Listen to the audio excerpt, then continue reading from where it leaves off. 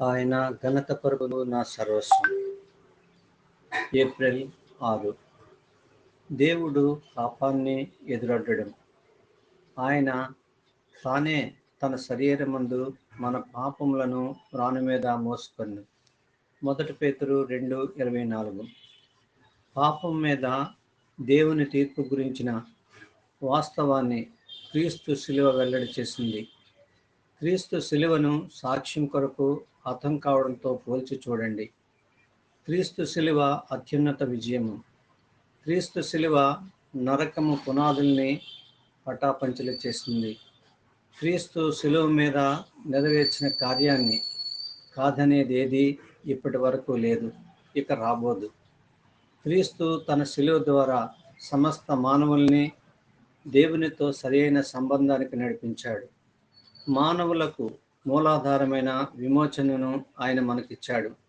ప్రతి మనిషి దేవుణ్ణి సమీపించడానికి ఆయన మార్గమయ్యాడు.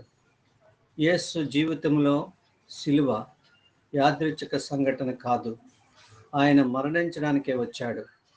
క్రీస్తు ఈ లోకానికి వచ్చిన ఉద్దేశమే శిలువ.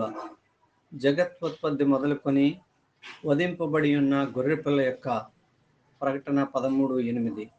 శిలువ లేనట్లయితే క్రీస్తు నరావతారుడిగా జన్మించడంలో అర్థమే లేదు. ఆయన సశరీరుడిగా ప్రత్యక్షుడైన అనే మాటల్ని 1 తిమోతి 3:16. ఆయనను మన కోసం పాపముగా చేశాను 2 కొరింథీ 5:21 అనే మాటల నుండి వేరు చేసి చూడకూడదు. యేసు రాకకు ముఖ్యోద్దేశము విమోచన.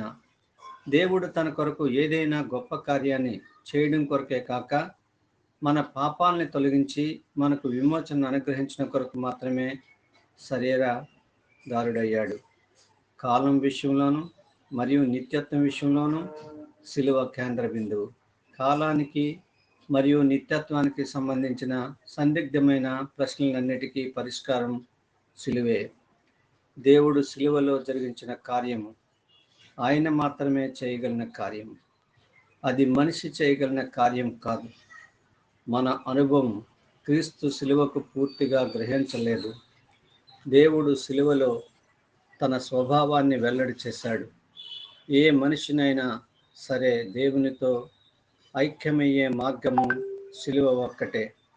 క్రీస్తు శిలువలో లభించే ప్రేమలో మనము నిలిచి ఉన్నప్పుడే ఈ మార్గంలో మనము నడవగలము.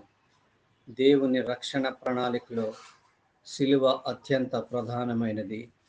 దేవుడు శిలువ ద్వారా చెల్లించిన మూల్యం ద్వారా మనకు రక్షణ ఉచితంగా లభించింది.